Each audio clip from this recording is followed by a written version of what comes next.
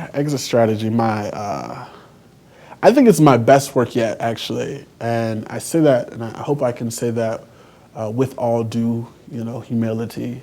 Um, I wrote that book because so many people I knew were living a life that was mundane. They wake up, they're in relationships that they don't like, they're going to a job to make some money just to pay for bills that are as a result of things that they've purchased just to impress other people, to be surrounded by people that really don't like them, and to impress those same people.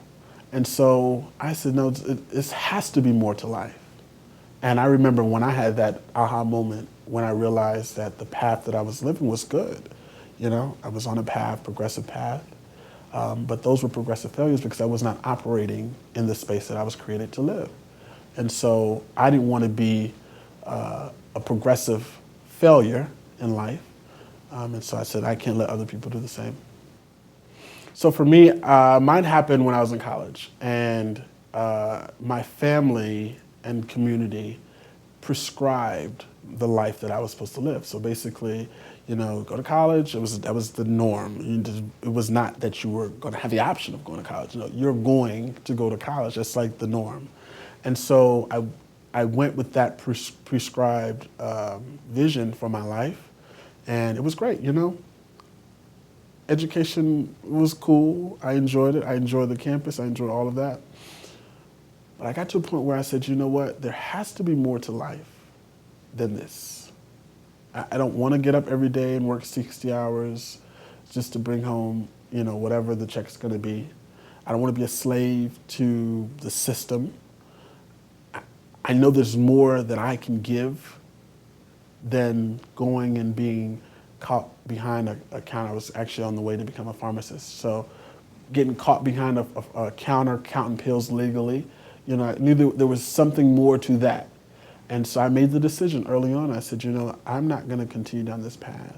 And it was hard. It was hard to stand in the space where it was like, family said, you're crazy. Boy, you are crazy. How do you think you're going to step away? And there have been a lot of hard times. There have been a lot of times where, money was tight. But the vision is what feeds me, and that keeps me going. And I've gotten to a place now where things can go very, very wrong, very, very badly. And I stand on this peace of knowing that I'm standing in the space that I'm supposed to be in. So no matter what happens, it's meant to happen along the way, right? Growing up, I had my mom tells me, she said, you were a late speaker. I didn't start really speaking till I was 3. Then it couldn't shut me up. And then after that, I had a slight speech impediment. So I've really realized, even now having just turned 30, that my speech impediment is trying to sneak back in. But it's kind of crazy because I used to say things like sparking space, like I couldn't pronounce parking space, and little things like that. So it was like the slight skew of my speech.